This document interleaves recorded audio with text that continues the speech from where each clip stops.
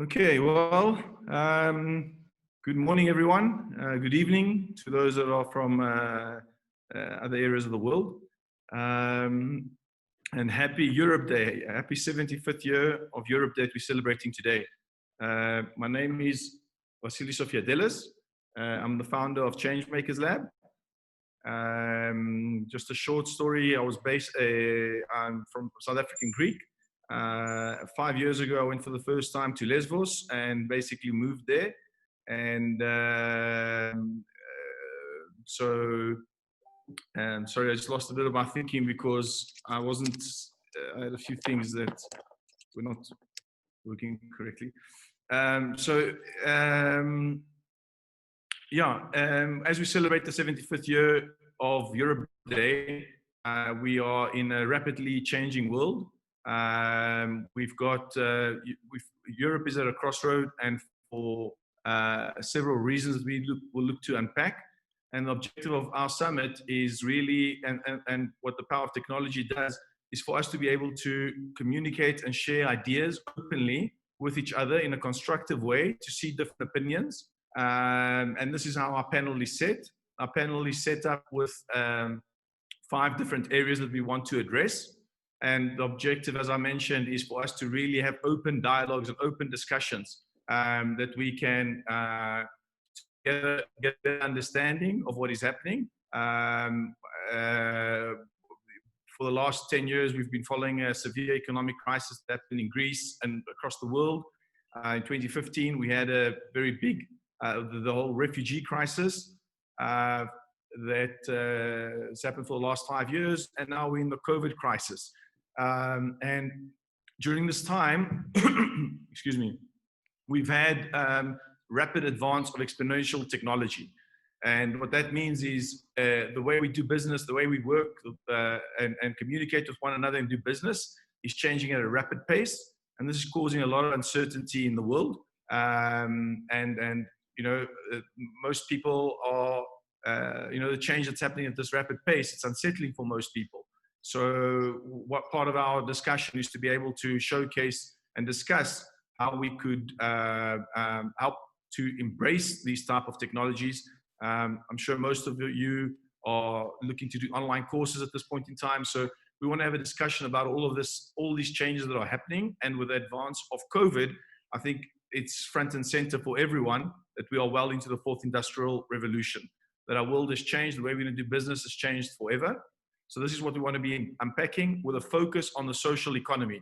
Excuse me. So there's a convergence of for-profit and non-profit. And this is the area we want to discuss. And I think one of the best examples in the world, arguably, that I know of is most certainly on Lesvos, where people from around the world have given up everything that they do to come and they are purpose-driven, to come and have impact. Some of the challenges around that is often we only look at it from our perspective and not the implications of our actions to others. Part of putting ourselves in each other's shoes. And this is, again, some of the panels, the points that we want to be addressing. Just to go through the program again, we've got 5 sections that it's divided into. The one section is on a very local level, so focusing on Lesvos and hearing from people on the ground. We've really got the whole day really inspiring people. So I want to really thank every single person that's contributed to this, and just a special mention as well to Arthur and Henry and Marino from our team, and Aurora for their help. So as I was saying, the first session, we want to go on to a local level. What is happening on Lesvos? And because of the power of technology, anyone who wants to actually join the conversation, please do share your comments on Facebook. And if need be, our colleagues will be able to put you on live so that you can share your views.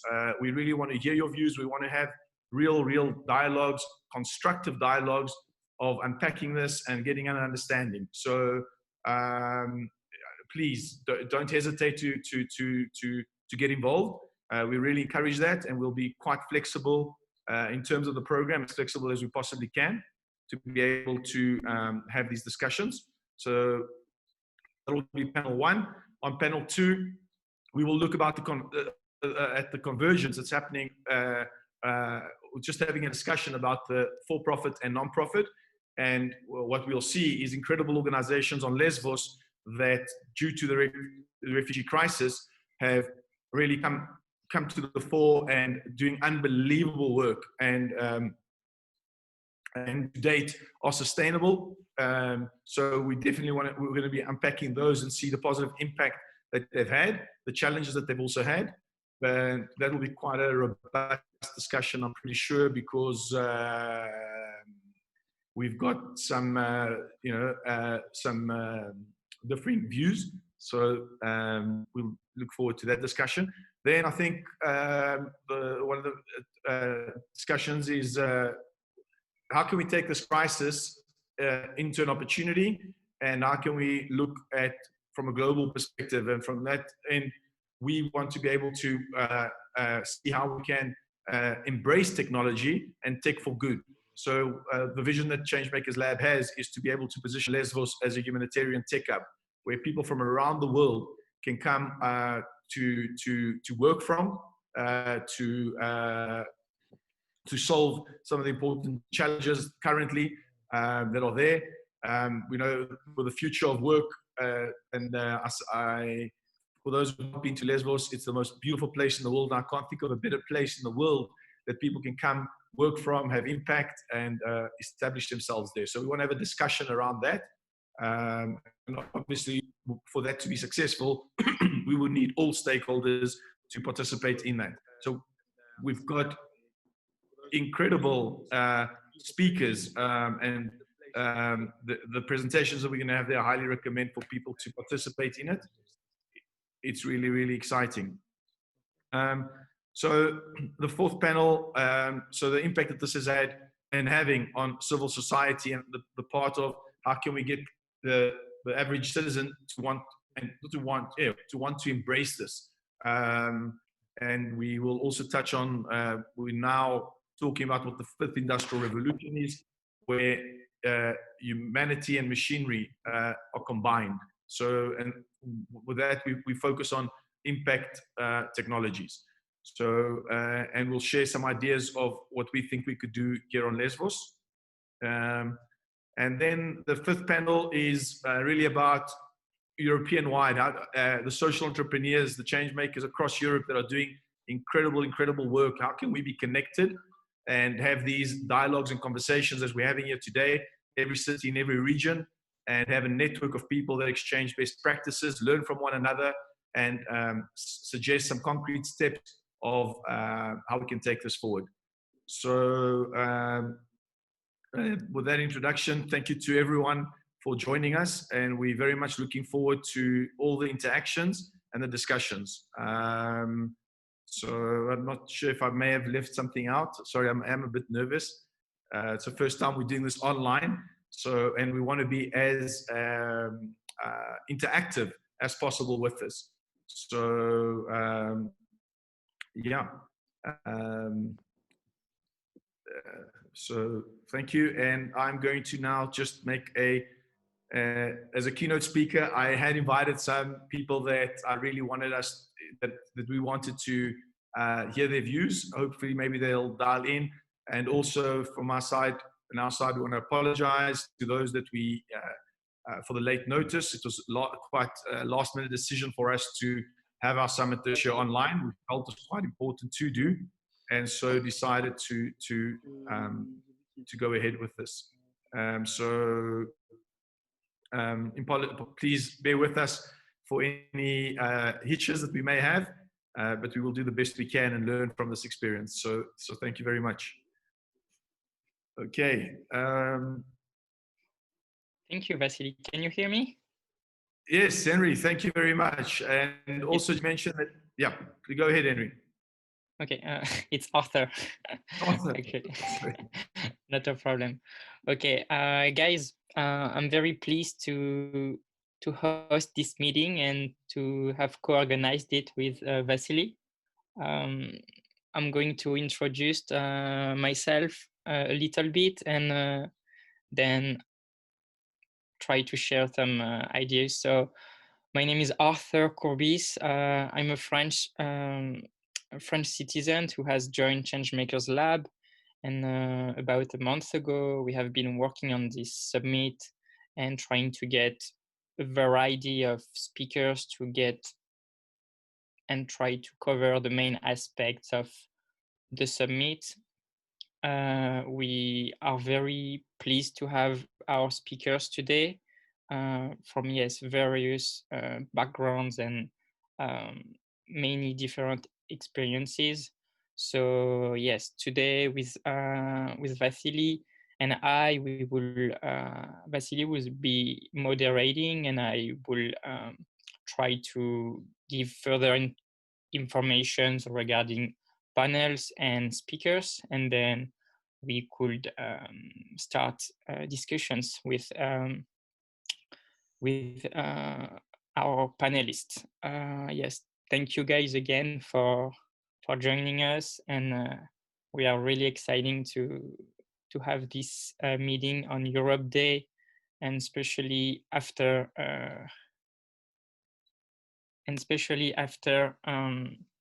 hi guys, sorry, I muted my video. Especially after 8th of May, which was yesterday, to celebrate the end of World War II and to embrace solidarity and unity in between each others, and how we can create partnerships and build stronger bridges in between us. And I'm very fortunate to have the speakers we have today who are very on the ground. And yes, that's very, for me, I'm very excited about it. And yes, for maybe Vasily, are you ready to keynote the presentation? Yes. Thank you very much, Arthur, for the introduction. Okay, great. And yeah. Thank you. Can Appreciate it. Perfect. Peter, really glad to see you joining us. Thank you very much for being here, and everyone else that I see here. Really good to have you guys, Dimitri, Israel. So thank you for joining us. So a bit about Changemakers Lab. So the summit, and Changemakers Lab. The theme of our summit that I haven't mentioned is technology, humanity, and ethics. And once again, the convergence of those, what others would deem and call the fifth industrial revolution. And our focus is on social entrepreneurship. As I mentioned, the vision for Lesvos is to establish a global humanitarian tech hub where we establish best practices in impactful technology. Our mission is to create an enabling environment where we can bring diverse stakeholders together so that we can co-create and co-design some of these solutions, and not only the tech solutions, arguably more importantly, to have dialogues and to be able to understand one another and exchange thoughts and ideas. As you all know, it's really, with the whole thing with COVID right now as an example, people measuring us, tracking us from an ethic perspective. Is it appropriate? In what situation would it be appropriate? And all these type of things is some of the dialogues and discussions that I think are quite important for us to address at some time. So, and as Changemakers Lab, we focus on culture, art, and technology, and how do we bring all these things together. We want to be a living lab on Lesvos, where people from around the world come and we co-create, co-design, and through a civil society network of social entrepreneurs and community builders that we can look to exchange best practices and learn from one another. In this diagram here, from an ecosystem perspective, how do we collaborate with all different stakeholders? Collaboration, and it's quite inspiring around the world that global leaders are communicating with one another, but also private and public sector we're seeing are doing incredible things to address the COVID and looking to embrace technologies. And this is exactly what this is about. Our logo as Changemakers Lab is the Sustainable Development Goal number 17, which is about collaboration. And so we strongly believe that if we want to have impact in society, it's about collaboration. And this is what we will be seeing through all the panelists, because every single person that's present and talking is just incredible individuals that are giving of themselves and looking to help and supportive in many, many ways. So, and this is, I would say, a movement. If you look at the tech ecosystem in general, through co-working spaces, they've got incredible people that are based there that want to have impact. And the objective, one of the objectives for us, is how do we connect these people on the ground, so to speak, to our leaders, so that we can co-design solutions together. So, which is quite different from the traditional way. I mean, here we are having a global discussion, which, I mean, who would have thought this 20 years ago? Not many. But anyway, so I would actually like this to be more interactive. So I would really like for you to ask any questions at the end of the presentation on these things, especially to our colleagues and friends who may not be so familiar with technology. We really want to have an in-depth discussion through the whole summit.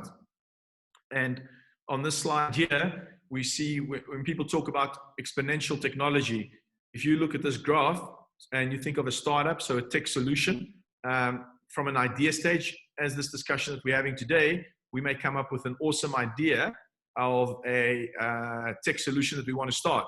And we think, great idea, we're going to change the world with this tech solution, and off we go to develop it. And not as easy as it seems, but what you will see is the curve at the acceleration stage. When you pass that, the growth is absolutely exponential. And we are a strong believer of to create the exponential growth, it's all about who your strategic partners are. As an investor, is your investor connecting you separate to just money? Are they supporting you through introductions? I think that's the most important thing, is the network that you have. And so, and for example, I was going to make this relevant to Lesvos. People from around the world during the refugee crisis of 2015 were heavily focused on building tech solutions to help asylum seekers. And the majority of those solutions never struggle to make it to a global level, let's say. And there's two main reasons for that. Number one is user testing. You cannot be sitting in Silicon Valley, New York, wherever you are, London, trying to develop a tech solution without doing the user testing. So you need to be on the ground, code designing that solution with the affected persons.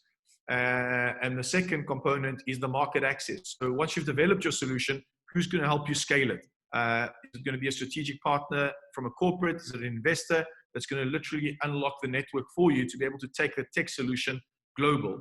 And so this is what we're saying. One of the reasons for Lesvos is that people can come from around the world, not only for holiday, but to come and test, pilot, and implement their solutions on Lesvos with the locals. We've got an incredible university there, the University of the Aegean. They're doing incredible things there with the mayors, both on the north and south, and the premier are very active in looking and starting now and the business chamber to embrace these kind of technologies. So in partnership with them, this is a platform we aim to create so that we can invite global leaders, global social entrepreneurs, so we can come together and co-create and co-design these solutions. And as the vision is for a humanitarian tech hub. I just want to again emphasize the importance of the humanity component. So technology is super important, but we must never forget the humanity and the ethics behind that.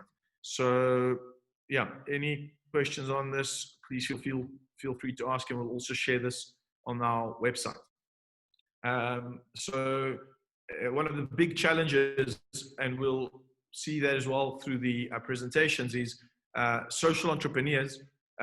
They purpose-driven and do the very best that they can, but they often struggle to be able to access funding. So this is again a matter that we really want to work closely with. And from our perspective, we believe that co-working spaces, community leaders, are the ideal platforms through whom we can establish partnerships to ensure that we allow for quicker access to funding for these social entrepreneurs that are doing unbelievable things with absolute limited resources. If they had a little bit more resources, the impact that they would be having is exponential.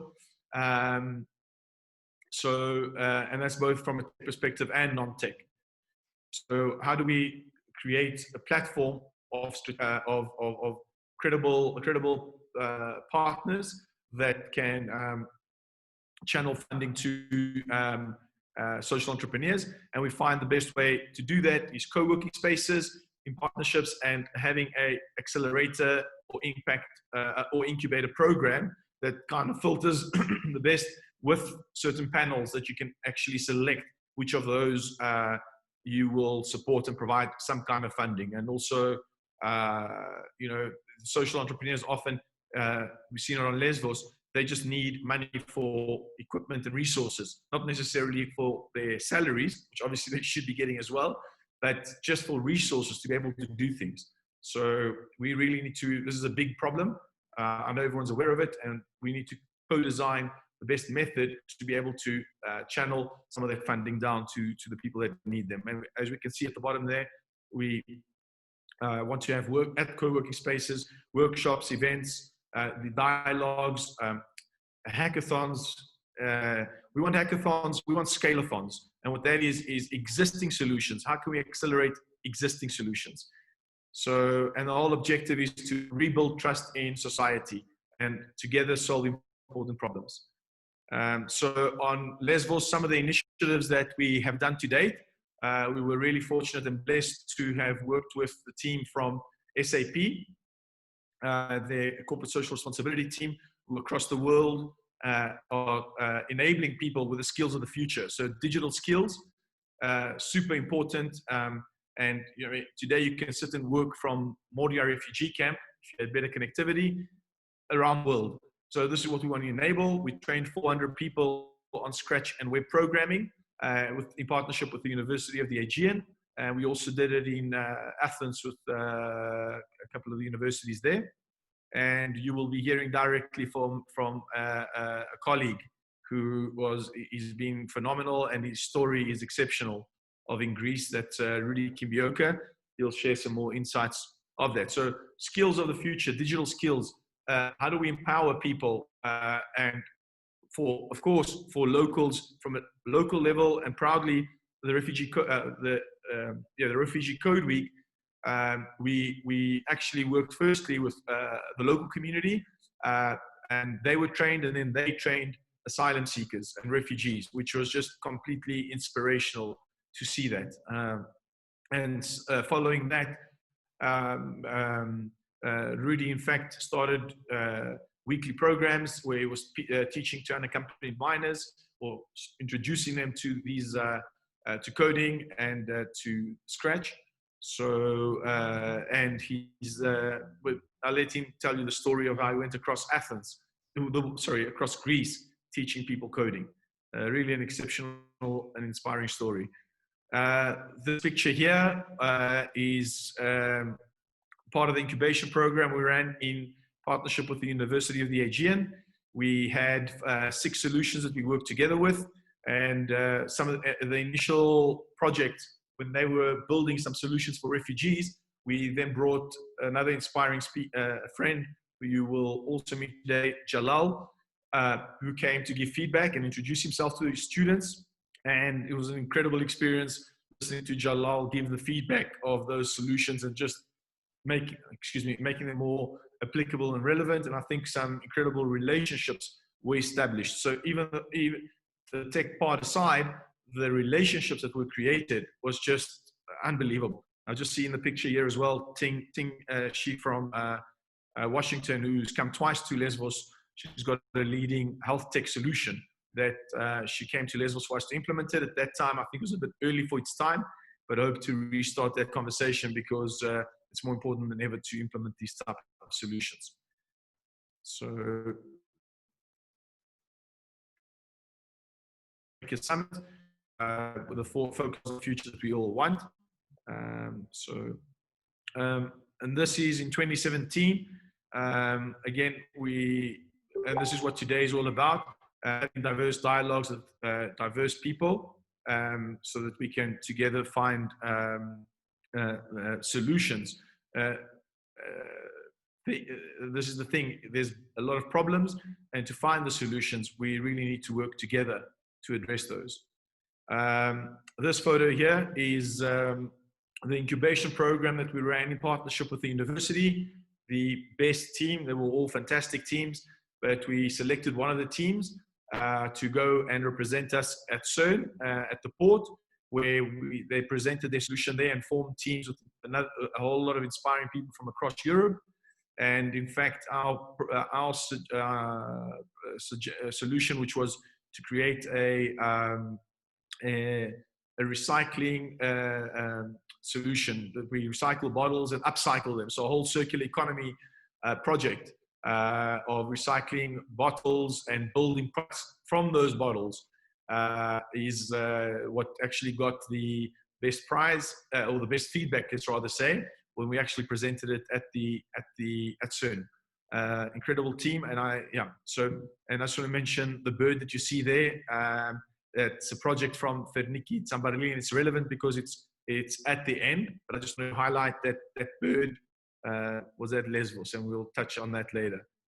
So these are the birds. There's two bird projects. This is one of the bird projects that happened on the island of love of Lesvos. This is a campaign that we really want to be able to take across Europe. The inspiration is from Ferniki Tsambarili and the team of IDEA that created this with and people from the university. Very, very inspiring project. Just to touch quickly on this time, there's 15 birds that were made, 100% recycled material, and there's the majority of the material is refugee life jackets, so 13 of them were made by some of the top artists in Greece, the 14th by a refugee, and the 15th, the one that you saw in the previous picture, was made in the theater of Mytilene by local refugee and handicapped children. It was the most beautiful thing to watch, these people interacting together, making these birds. And for those who may not know, Lesvos has got one of the most incredible bird watching sanctuaries in the Scala Faloni. So people from around the world come twice a year to watch birds. And it's an absolutely beautiful place, and I highly recommend for people to come and see it. And that's enough for now. On that, we celebrated the 1 year of the bird project, which was Island of Love, and the IDEA project. And we had locals, refugees, and people from all walks of life together, having dialogues and discussions with some music and conversational dinners to get to know each other better. It was a truly inspiring event. And I just want to highlight the importance of being able to bring people together with a common purpose and a common cause. This is one of the highlights as Changemakers Lab that we've had for us. I'm almost done, guys. Thank you for bearing with me. This is a photo of, as part of our workshop, we wanted to go test our solutions at the refugee camp, Karatepe, and really proud to have Mr. Miroyanis as one of our speakers. What they managed to do from Karatepe, everyone knows about the Moria camp for the challenges that it's got, not many people know about Karatepe, which was set up by the municipality and UNHCR, and really we would argue to say when it comes to a camp, it's a hospitality center that walking in there, you get the sense of community. And what happened that day specifically, when people interacted and came, in fact, we invited our friends, Jalal, that arranged, and the friends to a dinner within the homes of the asylum seekers. And it was just an incredible experience. And I think this is something important. And I just want to touch on this from a personal story. 5 years ago, I didn't know what a refugee was, and I had assumptions about them. And really, when you meet someone and a refugee and you have a conversation with them, you recognize and realize how that could so easily be me or you. And I think many people around the world may have to some degree experienced that with the COVID crisis, with loved ones being stuck in other areas, not being able to get home, and certain concerns. Anyway, so maybe a hot topic for debate and discussion and dialogue, but this was one of the most inspiring events, and just Farniki Tsambali, the inspiration for the birds and her project. Her comment while we're having the lunch said that this place reminds her of her home. The atmosphere and the environment was so warm, so hospitable, so warm, and she said it reminds her of a family member's home in terms of the coziness and so forth. So an incredible experience there. We had students, asylum seekers, the camp director, and people from the university. So, and I think what it's all about at the end of the day is being able to build bridges. Again, Moria, everyone talks about the Moria camp. The Moria town has got exceptional people, and on top of that, it's got one of the most beautiful monuments on Lesvos, which is the monument on top there, which is the Roman aqueduct. And we would love to be able to make that a global symbol of unity and of building bridges. As you know, an aqueduct carries water. Water is life. So how could we, what the people in Moria largely have done, and with exceptionally challenging circumstances, I think, and we'll hear this from the speakers, I guess, I hope, we'll see, we'll open for discussion, but they've given life, if you like, and we obviously would like to see an improvement on that, but we would like that to be a symbol, symbolizing the people of Moria, and for carrying this tremendous weight on their shoulders of giving life to our visitors from Moria. And I really encourage you to go and see this beautiful Roman aqueduct, and hope that we can be sitting together, having discussions and building new technologies and inspiring the social economy. So this photo here of the it's the bridge in Porto. It's just part of the network of co-working spaces and incredible people that I've met from Porto and from Spain, the European Creative Hub Network, and from Co-work Buzz and other organizations. So that brings us pretty much to the end of my opening presentation here. I want to focus and say that from a technology perspective, SDG 3 and SDG 4, health and education globally is a massive movement, and it's inspiring, and things are happening. And what this does is, what technology does simply is an enabler. It makes a process more efficient, more effective, arguably the effective part, but definitely more efficient and less costly. So by us embracing these technologies always in an ethical way, we can really, well, our world has changed, and we need to find ways of how we can embrace it together. And also for those who are not embracing the change, how do we find ways that we can create an inclusive society that is a safe place for all, or that inspires. I guess when we think of Europe, that gives us the feeling of Europe, the European way of life, and what that means from a values perspective, which is a global way of life, but that we look to show solidarity to fellow humans and help one another during our challenging times. So I just want to focus again, the convergence of non-profit and for-profit, which is the SDG 8 from economy, the 16, which is peace, and 17 on collaboration. One last point that I want to mention about Lesvos is we've got a Statue of Liberty, which was formed 100 years ago due to the Asian Minor War, and it's just an incredibly beautiful symbol that symbolizes freedom. And so we must always be able to voice our opinions through open discussions and dialogues. And Lesvos, again, we've got the olive branch, and I please ask all of you to support the olive farmers that are also going through olive challenging times. Anyway, I digress. Thank you very much to everyone. I'm very excited to listen to everyone interact with all of you today. Thank you very much.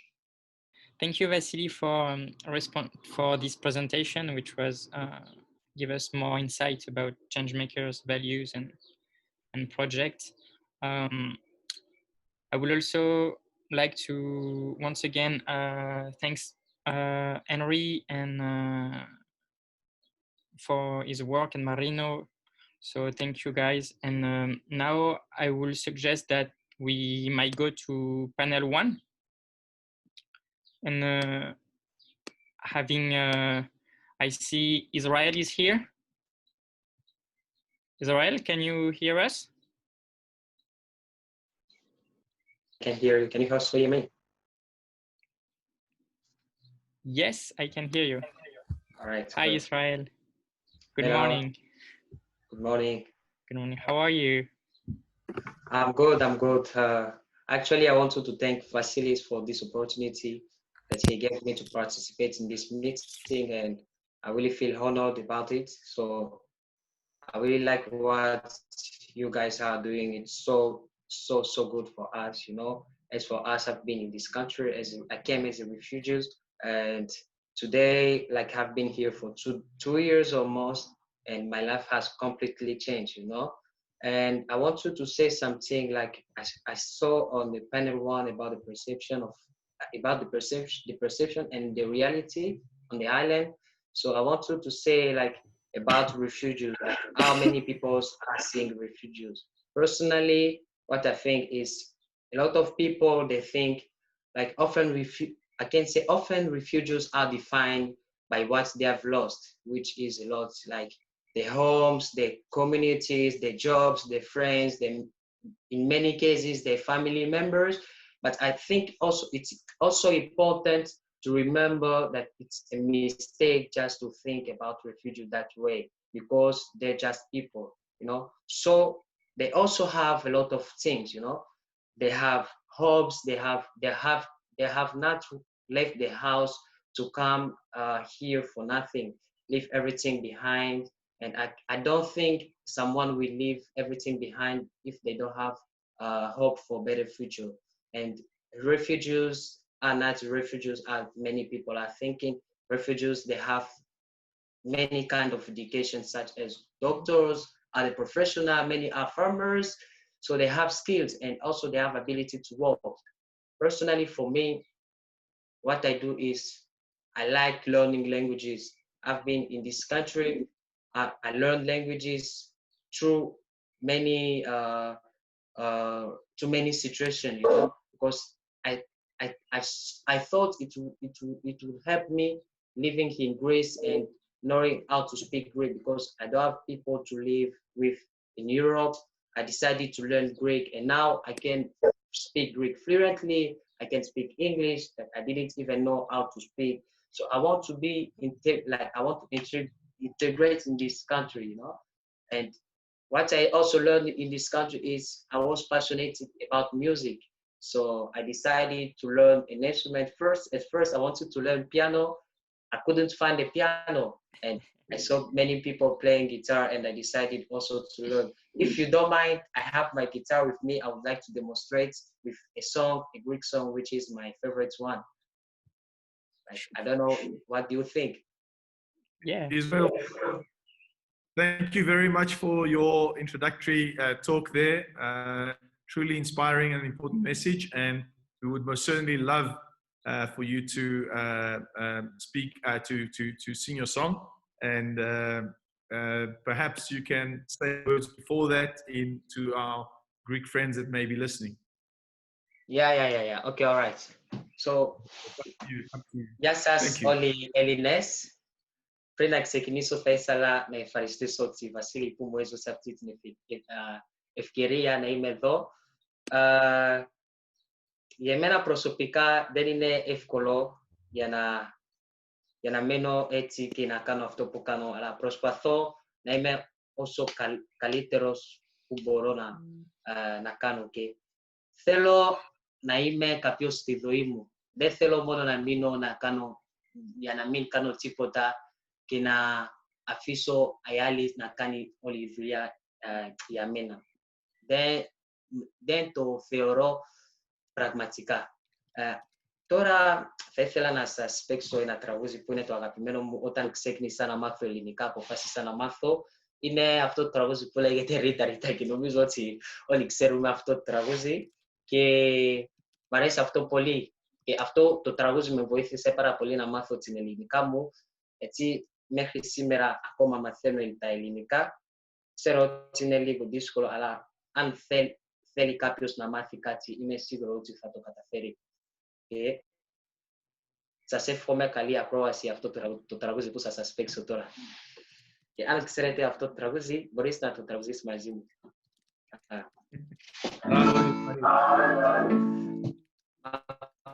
Ακούσετε, αν παίξω έτσι. Can you listen my guitar? I don't know. Like... Yes. Yes, perfect. Okay. Παλεύει το ποτάμι, θάλασσα να βγει, πίτσις γυρεύει, μουσα του να βγει, κύμα ψάχνει να βρει, άκρη του γυαλού. Γυρεύω σένα, έχουμε ραντεβού.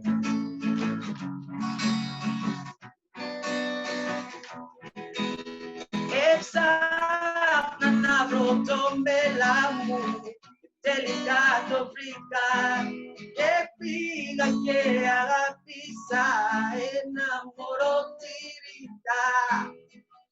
Τα 18 χρονών, εγώ 45, Ρίτα έζησε στην αρχή, εγώ στα παραπέντε. Ρίτα, Ριτάκι, ένα δεν φοβάσαι, Ρίτα, Ριτάκι, τίποτα δεν θυμάσαι, Ρίτα, Ριτάκι. Απόψε που κοιμάσαι, που το έχεις πει πολλές φορές, ότι δεν μ' αγαπούσες. Συγγνώμη, δεν κατάλαβα ότι το εννοούσες.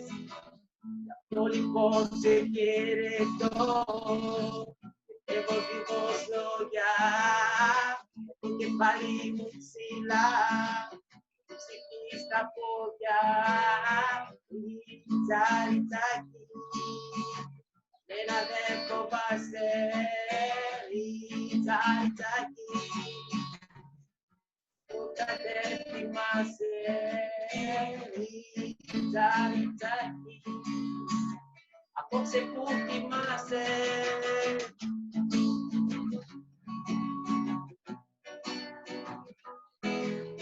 Ρίτα, Ριτσάκι, σώσου ένα σουβλάκι, Ρίτα, Ριτσάκι, κάτσε μου λιγάκι, Ρίτα, Ριτσάκι, και ένα μικρό φυλάκι.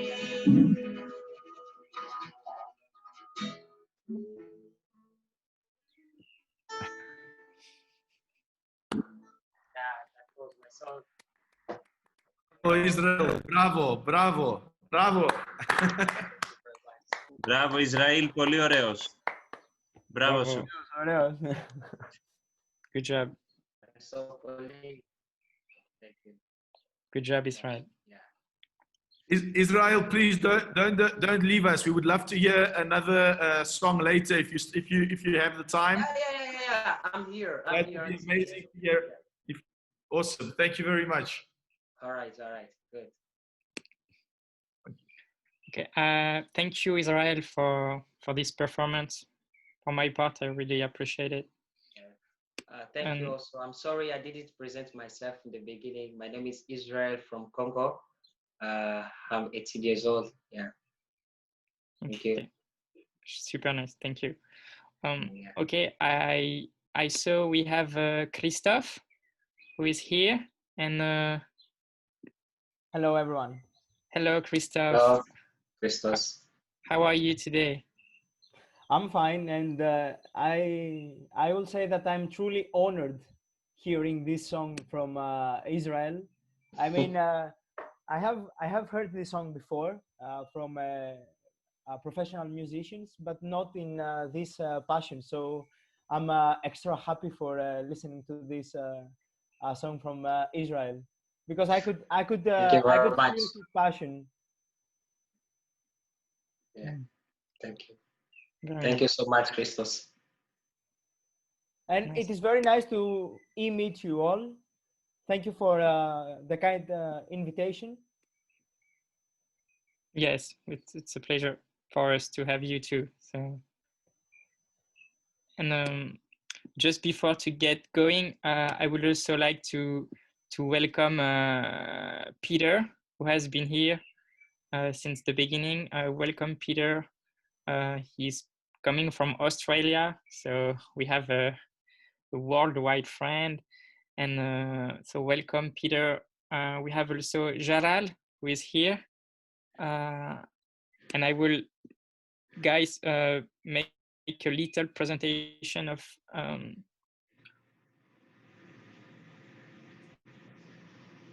speakers I have. So basically, for Peter, Peter, he has had an extensive career as a creative director. He's a champion of intercultural dialogue.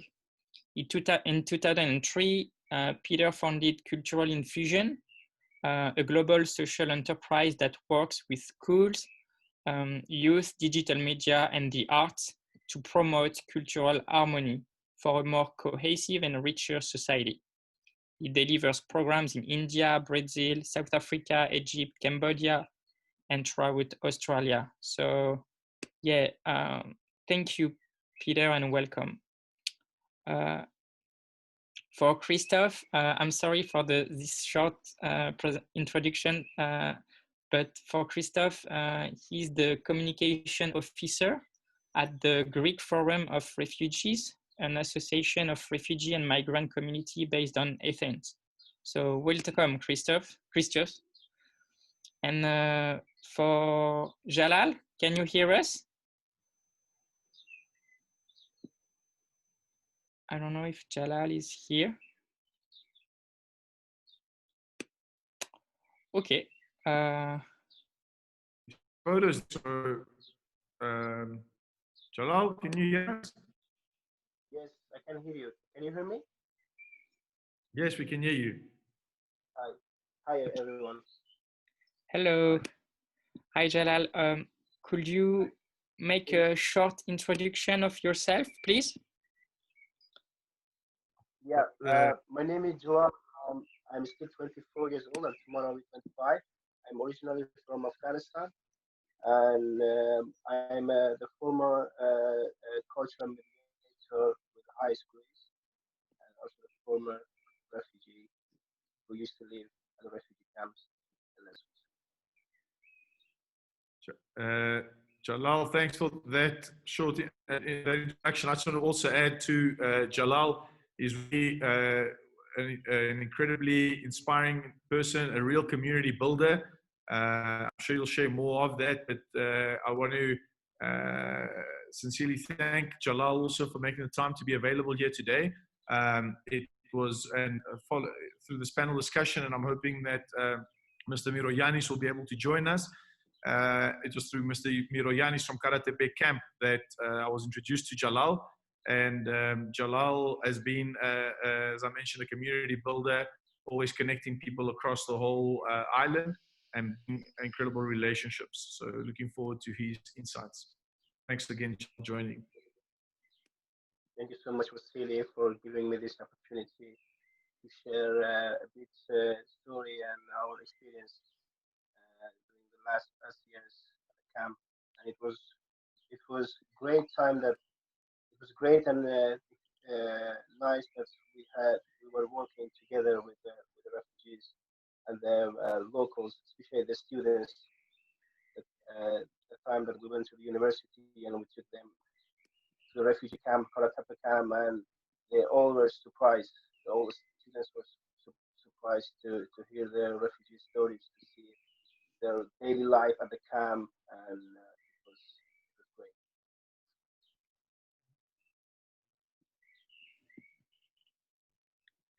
Welcome, Jalal. So I just got a message that Parwana is struggling to connect with us. So apologies for that. I'm just seeing from a panel perspective, we seem to be missing people. So I don't want to hold back. So maybe Jalal, maybe you can tell us about your experiences. I mean, you were on Lesvos for 4 years before you left, and I remember from the first time that I met you, you said you're going to Zeist. I asked you why Zeist. You didn't know why exactly. I think but you just set yourself a goal, be able to go there, and you managed to do that, and many other things. So if you can just give us some of your thoughts and insights of your experience on Lesvos over the last while you were there, and especially in context of the perception and reality. And yeah. Well, yes, Vasily, I arrived in 2016 on Lesvos after I spent like a week in Moria. Then I moved to Karatepe. I was lucky that time that I had a chance to move to Karatepe with my family. Excuse me, Jalal. We cannot hear you very well. Could you maybe speak a little bit louder, please? Or okay, can you hear me now? oh yeah. Yeah, I arrived in April Thank you. 2016 on Lesvos. You're welcome. Where I had to stay a week in Moria. Then I was very lucky that I had a chance to move to Karatepe with my family. The situation was much better. There I saw Karatepe as a small village where I had a more chance and opportunity to live and to be active. There I decide with the people who I met at the camp from different cultural, religious and countries that we decided to make a group where we could help the NGOs at the camp to provide uh, better help to the refugee at the camp. There I got the permission from Mr. Stavros, who was the manager of the camp at Karatepe, and he gave us a chance to work with him and work with other NGOs who were providing help to the refugees. I would say that when the refugees are arriving at in Greece or any other European countries, they are full of hope. They're hoping that they can build their future, and they have a talent. They have a talent. They have an education where they study in their back home, but because of the war or any other reason that they couldn't continue the life in the country, and they decide to leave. And then when they arrive in Europe, they believe that Europe will support them, will give them the chance to build up their new life. Then they're arriving on Lesbos or any other island or any other part in Greece, and they have to stay inside the refugee camp and in a very bad condition and situation. They're losing their motivation. They're losing their hope. And I would say that there are a thousand skills at the camps, refugees with skills. And today, if you see, most of the NGOs are receiving the help from the asylum seeker at the camp. If you look at all the NGOs, all the organization at the Moria, Lesvos, or even in Athens, they're all receiving the help from the refugees because the refugees are willing, or asylum seekers are willing to help. They're willing to use their skills. They're willing to to to show that we are also the parts of the community. We are also the parts of the society. We are also the parts of the country. but unfortunately, not everyone had a chance uh, to do that. During the last few years, me and Wasili, we were talking about how we can find a solution to bring the refugees and locals, especially the young students, together to work.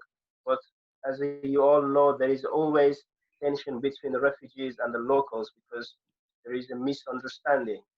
There's a misunderstanding between them because they don't know why refugees are there, and refugees also think, some of them maybe think that is locals' fault that they are stuck on the island. And but me and Wasili, we tried to bring some friends from the camp to the university and to share the stories, to tell to the students that why refugees are leaving the country. And we try to explain a bit about the refugee skills. There we had many friends from the camp that they share the story with the students, and some of them they said, I graduate from university. Some of them say I graduate from school or from high school, and for me there I find very interesting because the students were asking me like, oh, you are also studying in your country. You guys are also going to university. You also know how to use the technology.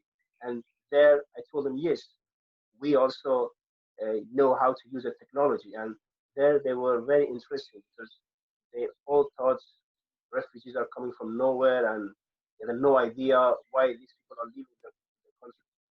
Then we decided to go at the camp. We share our story at the camp. They came inside our tents, our icebox. We had a meal together, and since that time, I'm still having contact with this.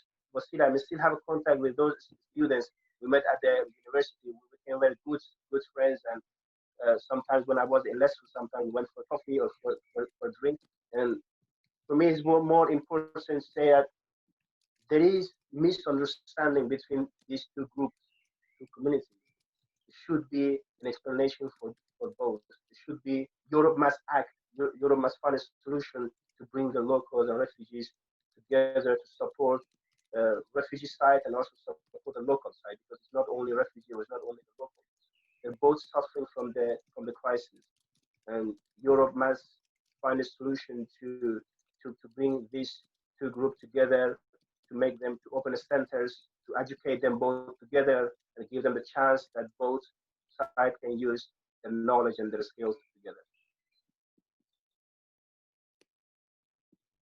Jalal, thank you very much for your inspiring talk and again the impact that you created with the students, witnessing that and seeing how the perception changed of the perception the students had and when they met you is something that I will never forget. I want to just start, you mentioned the misunderstanding a couple of times. So there's two things that I want to ask you. The one is that you can, if you can just talk about any change that you may have experienced in context of the people of Lesvos being nominated for a Nobel Peace Prize, and then what we've seen the last couple of years, that change, like what, just your thoughts on that. And let's start with that. I'll ask the question, the second question after that. So if you can just share your insights and thoughts, what if you've experienced personally the change, and what do you think the reason is for the change of if there has been any change from when you first came until when you left, from that perspective, and just give more insights around that. Well, there's two different changes since the time that I arrived on Lesvos. The change from the refugee camps, the situation always got worse and worse because more people has arrived, and there were less support since 2016.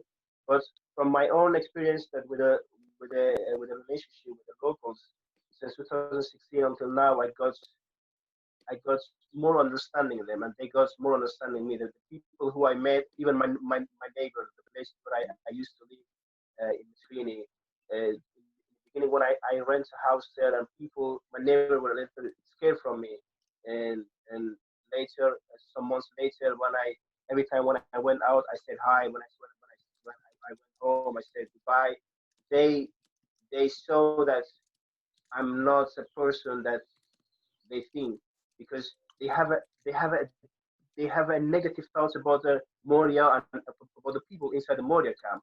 But when you talk with them, when you have a conversation with them, when you are explaining to them what is the reason that you are on Lesvos, and when you are so hearing their story, when you are so hearing uh, their their issue, then you understand both sides will understand the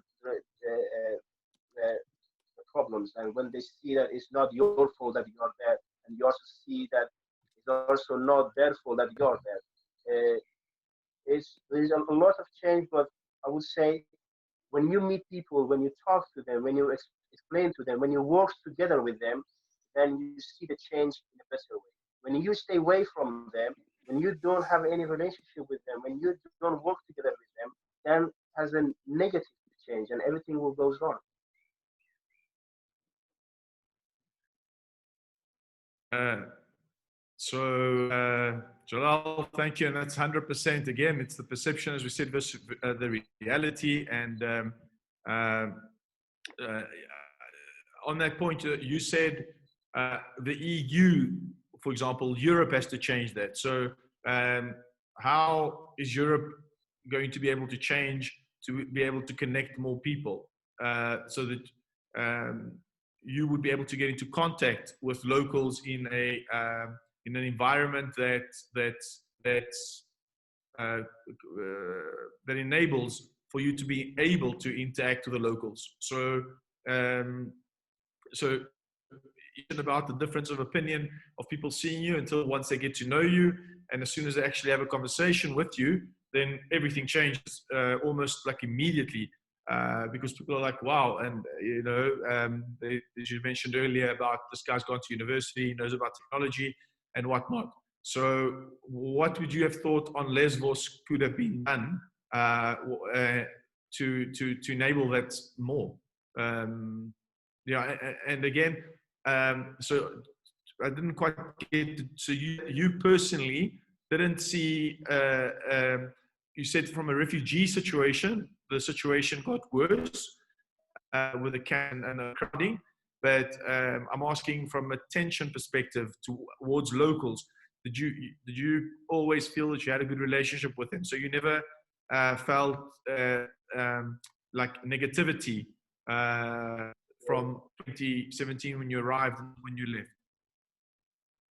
Well, also there is always when the population of refugees became more and more and more. I think all the refugees they felt that the locals now having a negative thoughts about refugees. Of course, I also faced many times, even some of my friends, Greek friends, they said, "Well, like, sorry, we cannot like meeting you anymore because of the situation. Like now getting worse and worse and worse, and we don't want to get into the problem with our community." Of course, I personally face that, but the as I said, Europe EU leaders should act on that, should find a solution to bring these two groups and first explain them that why these people are there, and then find a solution to bring these people to work together, because these refugee children, they are the future of the Europe, and Europe should be responsible for that. And EU leaders, they should find a solution to bring these two groups together and open centers, open education services, and give them education services. I have a many Greek friends. They're willing to help. They're really willing to help the refugees. And many times they try to join the NGOs who are helping on this, but unfortunately, and most of the NGOs, you must, as a volunteer, you must pay some money to join the organization, or to pay donation to the organization to be able to volunteer. And I have many Greek friends, they are willing to help, but there is no way that they can help. But if there will be a center, education center, or anything which is made by European Union or supported by European Union, and thousands of locals and refugees that are willing to work together, to have workshops, to work on to learn the technology, which is we already spoke a lot, me and you, in the last years, that the technology is one of the most important things for the refugees right now. They need to learn, and that can happen uh, uh, uh, through the locals. The locals can teach them. They can work together on that. Excellent, Jalal. Thank you very much for that. So, a community center where people can come and interact, and more importantly, especially in today's day and age, is a center where people can learn skills, the digital skills, skills of the future, and learn together. So, so I want to follow up with the following question, Jalal, and you know, from a local's perspective, if you, Vasily? given that, yes, Excuse me to interrupt you. I just have Christina who is asking you to send the link to Yanis. Otherwise, okay, she cannot connect. okay. Thank you Please. very much for that. I Thank will you. do that. Pleasure. Thank you. So, Jalal, just if you can quickly share some of your insights around the, given that people have not come into contact, you know, and they hear the negative, some of the negative stories that have happen, and in the context of there's 40% of the asylum of the population in Mytilene is asylum seekers. You know, so, or maybe, yeah, so just the thing, you know, that makes people more uncertain, especially if there's no platforms where people are coming together through a community center, then it makes people even more, oh, lovely to see you, Jalal. It makes people even more. Yeah, I just find out how to join, sorry. So it makes people a bit more uncertain, you know, because there's no solution. People have been stuck on the islands, and asylum seekers want to be able to empower themselves and get job opportunities so that they can work and create a better future for themselves. But now they're stuck on the island. There's a lack of platforms that can bring people and connect them so we can have dialogues about this. And people talk about all the fear that they have, you know, if someone has stolen or broken into something, because in every society that happens and you have those cases. So, yeah, what are your thoughts on that? Or I don't know, it's kind of a statement that that there's 40% of the population in Mytilene, the capital city, is of asylum seekers.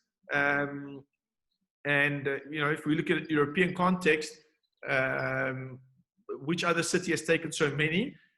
But but for Lesvos, 27,000, it's about 25,000 asylum seekers, which is nothing in the context of Europe.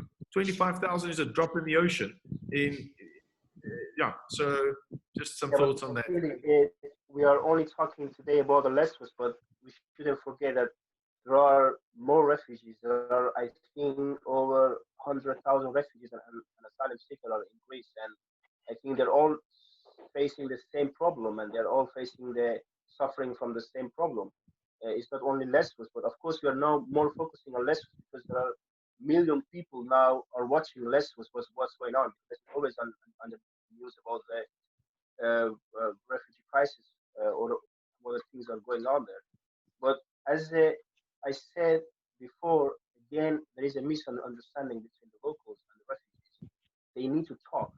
If the European Union give them the chance and open a center where they can gather together, where they can share the story, and where they will find a way to deal with the situation, because there is a misunderstanding and both groups are blaming on each other. Like I'm personally, when I arrived in 2016, I was also stuck for two years and a half on Lesbos. For the first years, I was blaming on Greece. That's I'm stuck because of Greek people, because of the Greek government. But as we all know, that this is a decision from the European Union, and Greece has nothing to do with that. The local has nothing to do with that, and they're also facing the same as you said, there's no solution. There is a solution, Vasily. There is a solution. A solution is very simple, and I I believe if European Union want to find a solution for Lesvos, they can just fix it on Monday. But as we know, they won't find a solution, or they don't want to find a solution, or they don't want to act. Otherwise, there are there are €1 million that are spending on nothing, but they can spend on a technology, open the centers, and bring the locals and refugees together, and open the workshops where they can use their talent, where they can use from each other. But the problem is that European Union doesn't want to act on that. So, Jalal, Mr.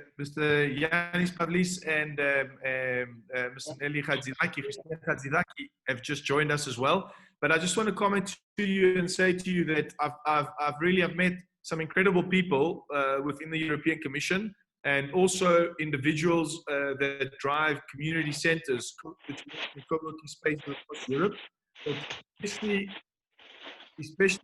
across Europe, in the European Commission, there's a lot of people that are doing the utmost, and they're doing the very best that they can to find a solution. So, and I don't think there's not a willingness. I think it's fear-based, because the fear of the unknown, in terms of what the local society fears. So the voters that have not come into contact with the likes of yourself and every other refugee, they've got a certain perception.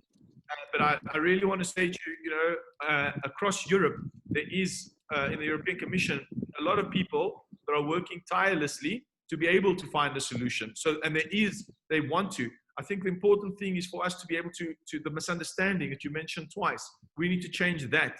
So people need to be able to come into contact in a non-threatening environment, to meet and to have dialogues and to understand. Because another challenge is the world is changing rapidly. People are losing their jobs and fearful of the future. So thinking, oh, if we're going to bring refugees, we don't have work, what are they going to do? You understand? So again, it's all misconception and arguably fear-based and misunderstanding. So we must find ways to change that. And this is definitely something that I want to continue. And in our panel 3, we will actually specifically speak on that as a suggestion. And in panel 5, in fact, you will see some incredible initiatives across Europe that are taking place, and amazing work. And of course, panel 2, we've got Peter here, who's on a global level doing similar initiatives, and we look forward to that. But if I can, so Jalal, thank you very much. Please stay online for closing remarks. But Henry, over to Arthur. I'm sorry, Arthur, over to you. If you can introduce our next speaker. Okay. Sure. Okay. Thank you, Jalal, for these answers. I appreciate them. I wanted to now. What about? I'm just wondering about Parwana. Jalal, sorry, Arthur, Parwana messaged to say that she can't, for some reason, she can't connect, and so she's not going to be able to join us. But and Nelly, Mrs. Christina Khadzidaki is online with Mr. Yanis Pavlis from Sinipaxi. Could I maybe, because Parwana, before we introduce Christina and Yanis, could I write what Parwana sent us as a bios? Because I think it's very inspirational. Of course. Thank you. Sorry. Yes, Arthur. Please go ahead. Okay. So thank you, Parwana, if you are hearing us, to have sent us these few words. I'm going to read them.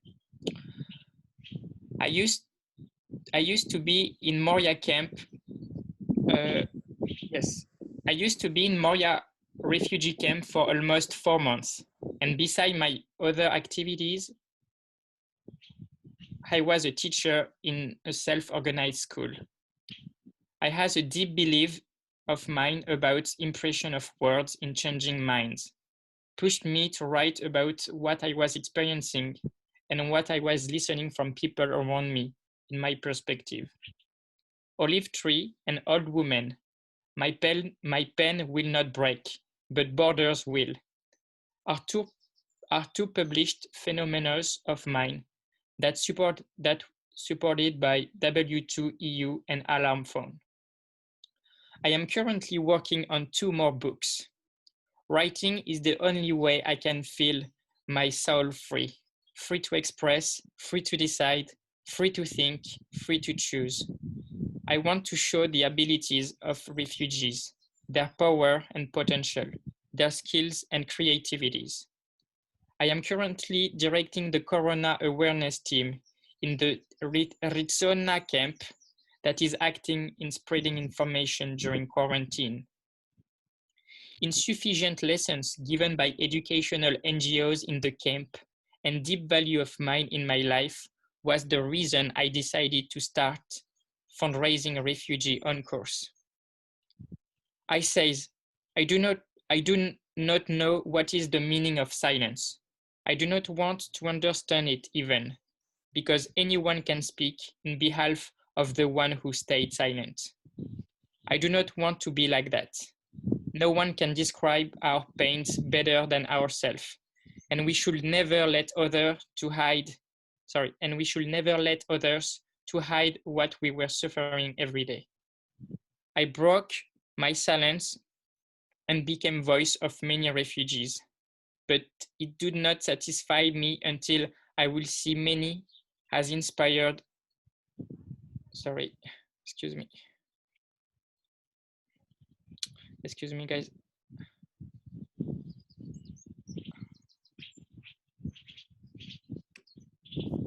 I do not know what the meaning of silence. I do not want to understand it even, because anyone can speak in behalf of the one who stays silent. And I'm sorry, I'm going to end with that. She had, I broke my silence and became voice of many refugees, but it did not satisfy me. Butterflies' solidarity will break the chains of silence and will win. Welcome Parwana, and thank you very, very much for these words. And I'm sorry if I misread them, but I thought they are very inspiring, and thank you and best of luck to you. And I really found these words amazing. So thank you, Parwana. Arthur, thank you very much for reading that inspiring message. Parwana, the first time we came in contact with her was actually through Siniparksi, who went to the school that she was teaching at to hand out a few things there and see how they could help. She was sitting in the front of the classroom, teaching a whole classroom every single day, teaching people. So a really inspiring message, and really pleasure now to have the opportunity to introduce Siniparksi as the next speaker. So Arthur, thank you again, and if you can please introduce Ms. Christina Adzibaki. Okay. Hello, Christina. Thank you very much for. Hi. Thank Can you hear me? Yes. Can you see me? No. No. Your camera. No. Huh? No. Hello? Maybe Henry, could you put video on Yanis, please? No. Ah, yes. Hello. You can see me now. Hi. Hi, you see what I am? Wow. Oh my God. Beautiful Lesvos. To swimming. Wow. Oh my God. Well, actually, Yes, welcome. I can hear you. Welcome, Christina, to our summit. I'm very pleased, and on behalf of Changemakers Lab team, we are very pleased to have you also for this summit. Actually, I just know you have founded you are the president of Siniparksi, and I will let you introduce yourself further because I do not have further information. Please, thank you. Kalimera to all of you. Good morning to all of you. Kalimera. Thank you very much for inviting us to this internet talk. I don't take much, a lot of, not a lot of times have I taken part of this. Anyway, no, I'm not the president presently of CDParks. I have been in the past. Stratis Palis is the president now, but he's a little ashamed of his English, so I have to do this. And we have started a long way ago in 1998 in Lesvos. Actually, Cineparks started in this place I am right now. I mean, the idea of it, which is a beautiful place. So what came out was a beautiful thing we did all these years, 21 years now. And our goals were to support refugees and migrants, and to create relationships of friendship and collaboration with our Turkish neighbors, the Turkish citizens. Recently, we are, our most of our activity is about refugees, of course, because of the situation. And we've done a lot of things in the past, starting in exactly at the year we started, 98, because that's where the flows of people started arriving in our island from Afghanistan mainly, due to the war there. And we were the first and almost the only organization to deal with them. We managed to have together other associations also and people from the island, and we really gave a helping hand to that time, of course, with much less people than now.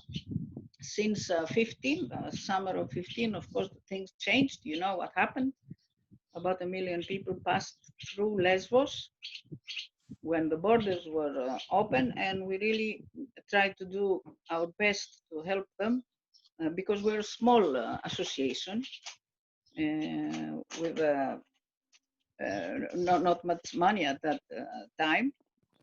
So we were helping on the beaches of the south of Lesbos, near Mytilene. After March 16 and the EU-Turkish common statement, not it wasn't really, it was just a statement.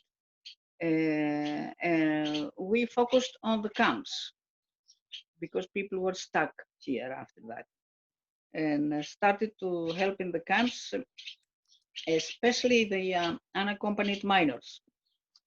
We were the first to take them out of the camp.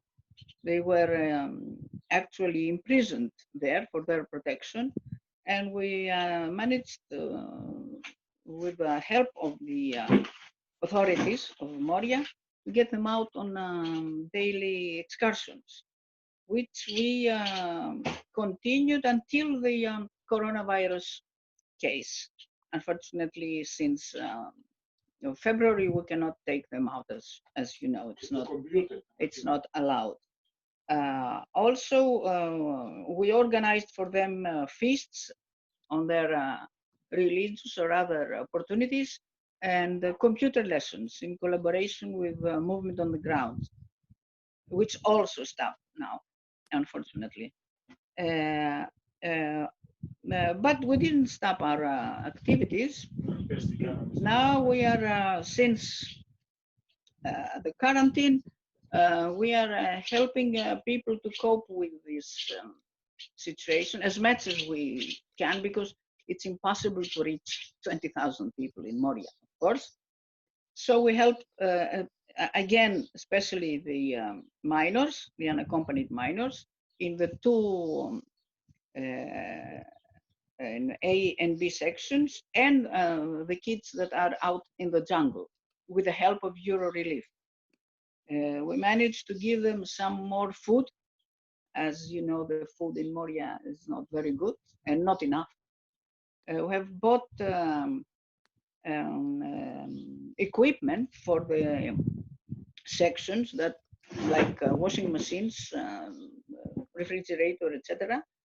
Now we are about to buy some shoes they need.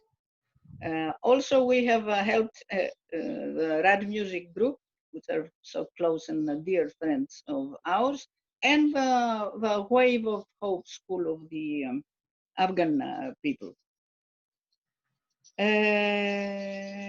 We do that thanks to donations, of course, because we're a small organization, but we have gained the respect of big organizations because we are very, very clear, and we are all volunteers. We have no personnel, never had, and we don't have. We do that in our free time, even, you know, the boring works an association has to do about bureaucracy and accounting and all that. So many organizations respect us and trust us, and we want to thank them a lot for that, especially Diakonie Zollingen in Germany, and Kalimera in Germany. We want to thank the students and professors in Michigan State University. Lately, the family of the very famous composer in Greece, Panos Mikroutsikos, who died unfortunately in December. And they, you know, that instead of flowers, please give your donations to. It's very common in Greece. They asked the friends to give us the donations instead of flowers. So we have that's why we can help so much with the unaccompanied minors. It was especially for unaccompanied minors. And we continue, and we hope this situation ends with measures for coronavirus and can get the kids out because they're about to get crazy with this situation, and do all the other things we used to do. For instance, every Easter we would organize an Easter feast for the Christian refugees, especially, mainly the African ones, as you know, as well as some Arab ones. Also, we used to organize a big feast for the Ramadan, the end of Ramadan, for the Muslim people. We wish we could do that again. Let's see.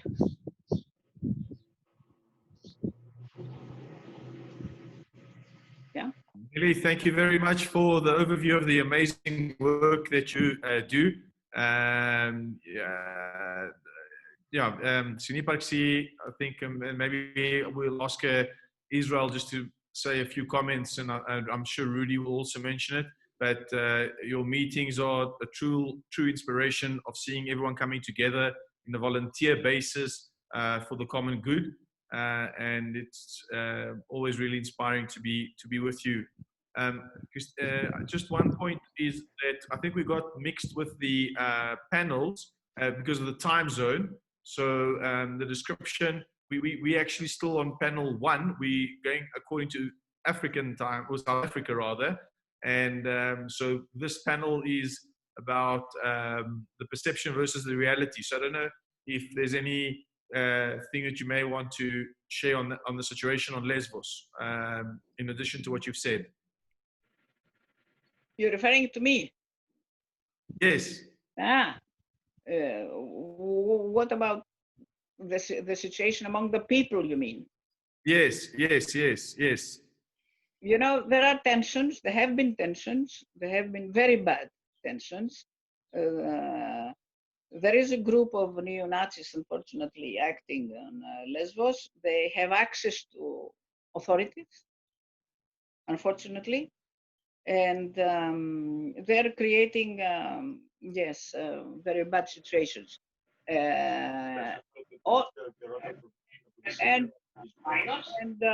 know, this all these problems are caused by the 20,000 people stuck on the island. This creates all the problems because among them, of course, there are people who are violent, who are criminals, and people in a very bad psychological situation that can become criminals by that situation. So they try to make these things, just to make people think that all the refugees are like that, are criminals, which is, of course, a very big lie. The criminals are a small minority, but they can do all this damage. So they create fear among the people that the refugees will steal them, kill them, rape them, and all these horrible things that go around. Moria in last June had 5,500 people. I guess you know that. Today it's 20, less now than 20 because we had very few new arrivals. This creates all the problems, and this makes people react like this. I hope that when finally this government gets people out, which they should have done since many months ago, that things will be easier, smoother. Thank you, Nelia. Can I ask you, so it sounds like you agree with Jalal's statement. Jalal said there's a misunderstanding between locals and refugees. And so how people that have not met refugees, what their perception is, you mentioned the word fear. Many people are responding based on the fear versus any interaction. So, and yeah. Yeah, that's fear is the worst thing in a community. It creates a lot of trouble, and especially when this fear is not true. As you know, fear is used by all authorities all over the world. You know that. So yes, there is this misunderstanding. I told you that there are people believing that all refugees are criminals, unfortunately. And there are people believing that all this will be solved when they are deported in their countries, which is all of them, 20,000 people, which is ridiculous because that cannot be done. The government has to follow some procedures, otherwise we'll go to the international courts, you know that. I want to add one more point and then maybe open it for questions from others as well and comments that are in the group. Just during the elections last year, I remember when there was a group of people, they were campaigning and walking in the streets of Mytilene.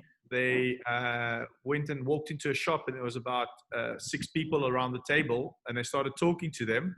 And this one lady, she came up to us and she said, and because we asked her the question about, the refugees. And then she says, well, what are you going to do about the refugees? And she was a very well-presented lady, very like calm lady and like an average citizen. And what I'll never forget is that within 25, 30 seconds of her talking, she burst out crying in front of everyone, saying that for the last 4 years, that she lives in the center of Mytilene. And for the last 4 years, she's got 2 young kids. She's about 29 years old. And she says, for the last 4 years, I can't sleep at night. I'm too scared to walk out of my house and my home, and I'm afraid for my children. And, this is what, and it's based on fear, but the fear for these people is real. And what happens is they put pressure on the government to be able to, inverted commas, solve it because, there's been misinformation and a lack of platforms for bringing people together. So the initiatives that you do are extremely important. I think, if we can find ways of doing that more, because everyone has spoken about misunderstanding, about fear, and so what's happened is it's become a cycle. And now, familiar actually. Yeah, so, I think this kind of fear is too much. It's exaggerating because not every day we have incidents in the town. I live in the town also. I walk alone at night. It's not so often that we have these incidents. There are incidents, but it's not so often. It's too much to say that I can't go out, and it's a lie. I can go out with my kids. Why?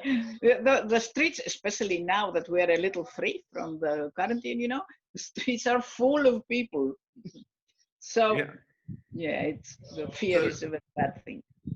Exactly. It's the fear that's a very bad thing. And I think with the fact that the people of Lesvos who were nominated for the Nobel Peace Prize, and I heard that you may have been part of that suggestion, but what I want to say is, so the people that were nominated for their heroism and their incredible heartwarming welcome that across the world was making news. And in fact, it was one of those inspiring things to see how the average citizens were welcoming and supporting refugees. They are responding based on the fear. And I think with a 40% population in Mytilene at the moment, 40% of the people are asylum seekers, and still there's a large community, not just like yourself and the rest, that are quite welcoming. But I think the fear is still prevailing. So how do we address that and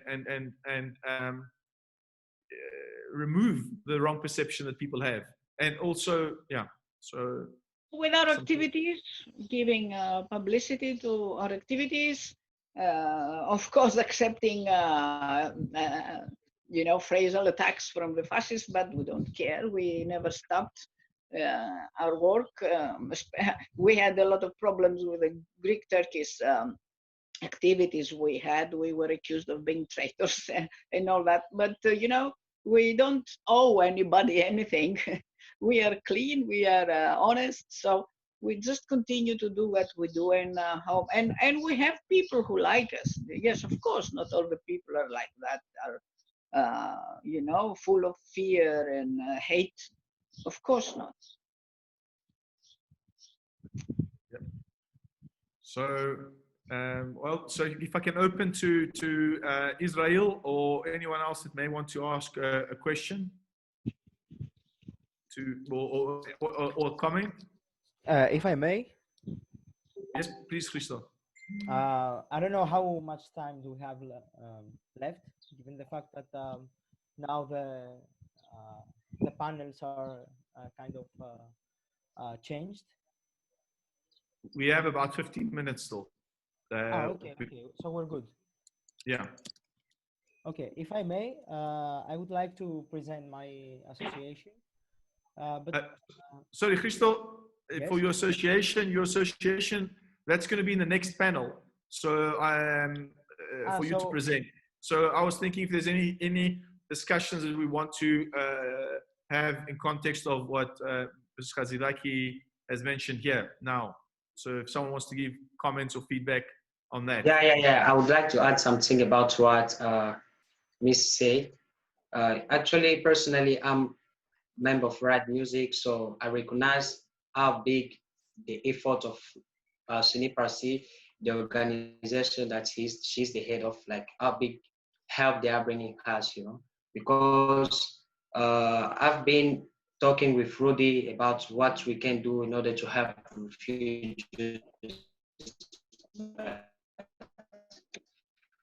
We can't do it by our own, so that's why we decided, me and Rudy, to, you know, can you hear me? Not clearly.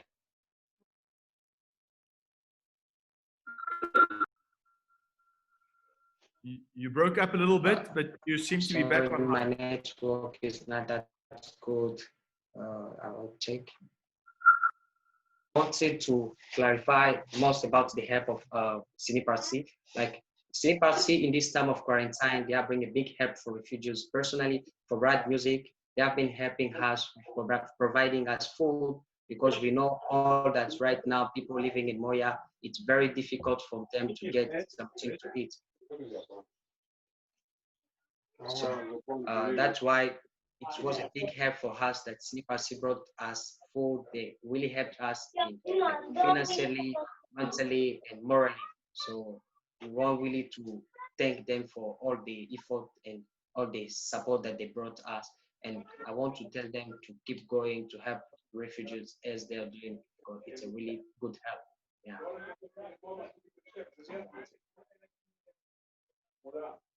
Yeah, I want to thank them. That's it. Yeah. Thank you, Israel. Okay.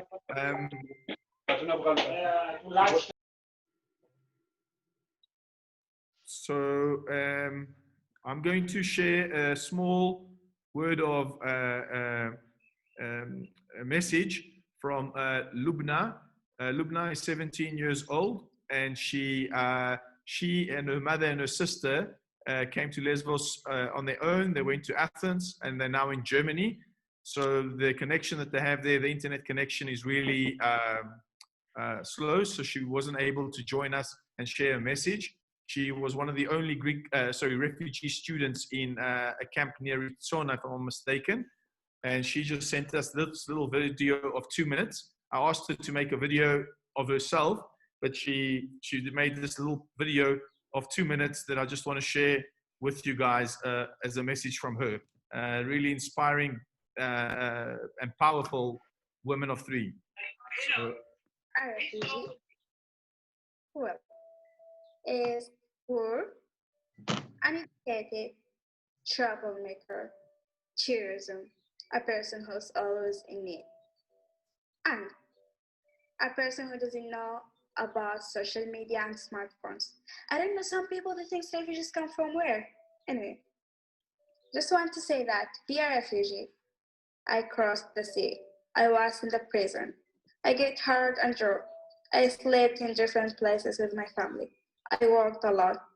And I met a lot of crazy people. And I lived through 7 different countries. And that's me every time I have to struggle with school, being the new child, or the new kid. Anyway, culture, new language, and new of everything, new. Anyway, so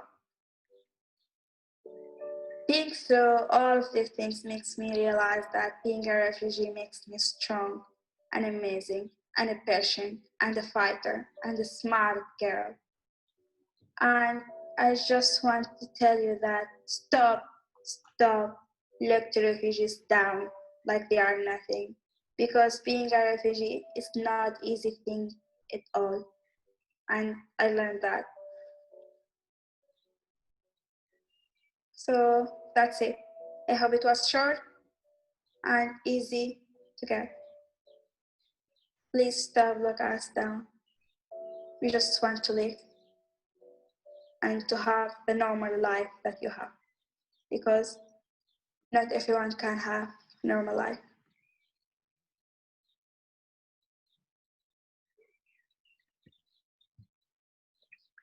So thank you very much to Lubna. She's certainly strong and amazing. And when you meet them and interact with them, they leave a lasting impression on you.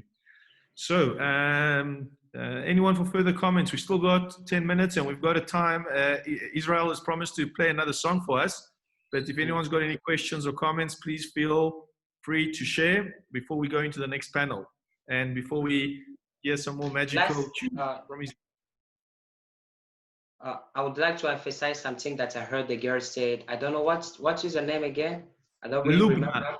She's Lubna, and she wants to be a designer.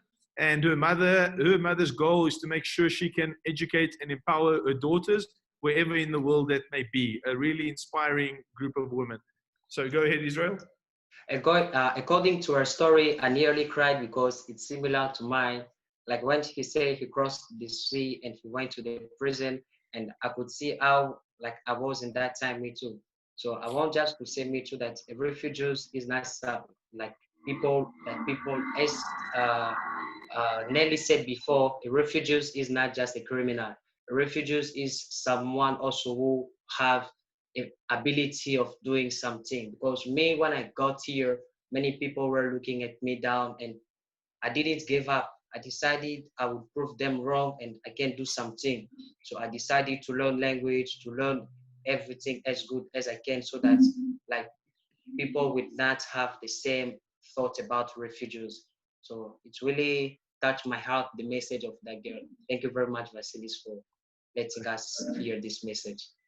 My pleasure, Israel. Can I ask you translate what you said into Greek before you go into your song. Okay, let's see if I can. Yeah, αυτό που είπα στα ελληνικά θα προσπαθήσω να το πω αν μπορώ. Είναι ότι αυτό το κορίτσι που μίλησε πριν, όταν άκουσα αυτή την ιστορία που μας είπε, στο μυαλό μου ήρθε κάτι που εγώ όταν ήμουνα στη Τουρκία προσπάθησα να έρθω εδώ, πώς ήταν τα πράγματα, ήταν πάρα πολύ δύσκολα για μας και όταν ήρθε εδώ οι άνθρωποι με είδα όπως πρόσφυγας και μου λέει ότι είμαι πρόσφυγα, δεν μπορώ να κάνω τίποτα, αυτά και αυτά.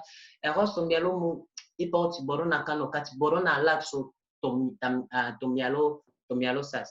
Και προσπάθησα, πήγα παντού που θα μπορέσω να μάθω πράγματα και σιγά σιγά και μέχρι σήμερα ακόμα μαθαίνω πολλά πράγματα για να μπορέσω να αλλάξω αυτό το μυαλό για άνθρωποι που νομίζουν ότι μόνο αυτοί έχουν δικαιώματα. Αυτούς που έχουν δικαιώματα δεν είναι μόνο αυτούς που δεν είναι πρόσφυγες. Και εμείς πρόσφυγες έχουμε δικαιώματα να μείνουμε όπως όλους. Αυτό εννοήσα. Δεν ξέρω αν τα ελληνικά μου τα καταλαβαίνετε. Καταπληκτικά, τέλεια. Ευχαριστώ πάρα πολύ, Ισραήλ. Thank you very much. Yeah, ευχαριστώ πάρα πολύ. Και... Ένα τραγούδι θα μας πεις, Ισραήλ. Άλλο ένα. Ναι. Έχω ένα ακόμα τραγούδι. Ένα ελληνικό τραγούδι. Ελληνικό θέλετε? A Greek song? Ελληνικό, please. Okay, I prefer a Greek because... Yes, good. Αυτό το τραγούδι που θα παίξω είναι το αγαπημένο μου πάλι. Μ' αρέσει πολύ. Αυτό το τραγούδι λέγεται «Απόψε λέω να μην κοιμηθούμε». Είμαστε αυτό και μου άρεσε αυτό το τραγούδι. Θα σας παίξω αυτό τώρα.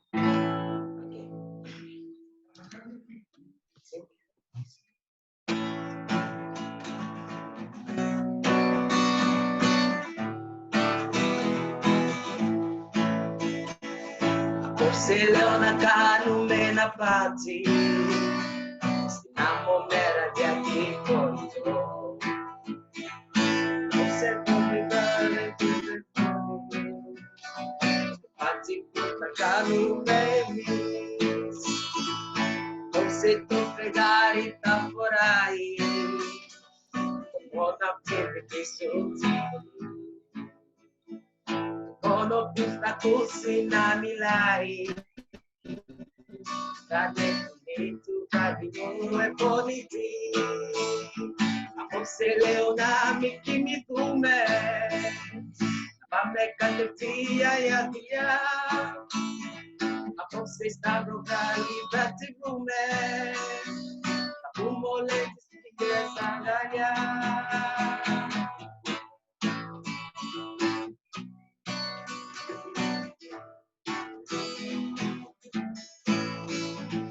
Φύγουμε από το θόρυβο της πόλης και νύχτα που δεν έζησε κανείς. Απόψε στα τηλέψιο κοίτα ετώνιο πάτσι που θα κάνουμε εμείς. Απόψε λέω να μην κοιμηθούμε, πάμε κατευθείαν για δουλειά. Απόψε στα βροκάλι θα τσιμπούμε, θα πούμε όλες τις φίλες αγκαλιά.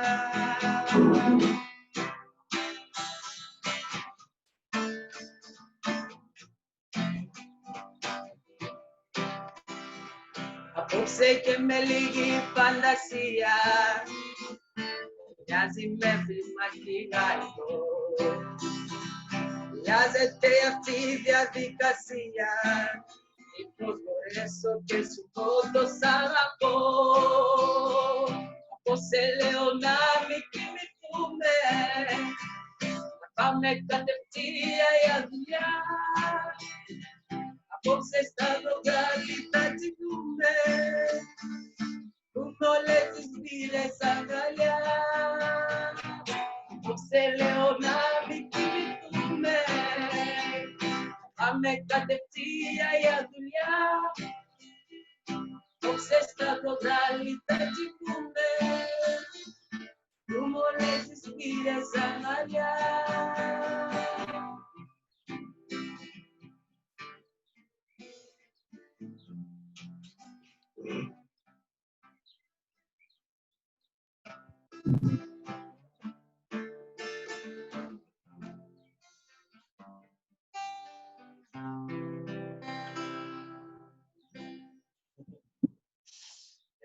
Wow. Bravo, Israel. Bravo, Israel. Bravo. Thank you very much. Yeah, it was one of my favorite songs. I like that song. Yeah, it's a good Bravo. song.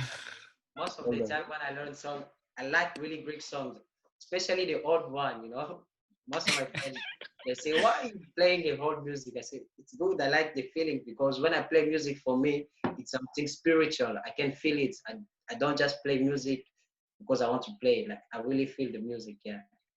So Μπράβο, Ισραήλ. Μπορείς να μας τα πεις και στα ελληνικά. Δεν κατάλαβα τι είπατε τώρα. Μπορείτε να μεταφράσετε στα ελληνικά. Ναι, έχετε δίκιο. Είπα ότι εγώ, για μένα η μουσική είναι κάτι που κάνω με την καρδιά μου. Βγαίνει από τη ψυχή μου. Δεν το παίζω μόνο με τα χέρια, μπορώ να το νιώθω τη μουσική. Αλήθεια σας λέω και όταν παίζω μουσική, αν έχω προβλήματα στο μυαλό μου, νιώθω πάρα πολύ καλύτερα με τη μουσική. Η μουσική με βοηθάει πάρα πολύ. Ναι. Αυτά. Μπράβο, Ισραήλ. Μας έπνευσες. You inspired all of us. Thank you very much for that. Thank you very much. Thank you very much. Yeah. So, guys, with that, we conclude the first session. Thank you to all the panelists and for all your wonderful insights and for being part of this. It's been quite an inspirational session, and thank you to everyone for the comments as well on this. So, I think if we, Arthur, would you like to introduce our next guest, or because I see he's online, so we can start off with that. Sure, that will be great. Thank you. Okay. Well, first of all, also from my part, thank you very much for all of your insights, guys. From my side, I really appreciated what you said, what you sang, and all of that. So thank you again. Okay, great.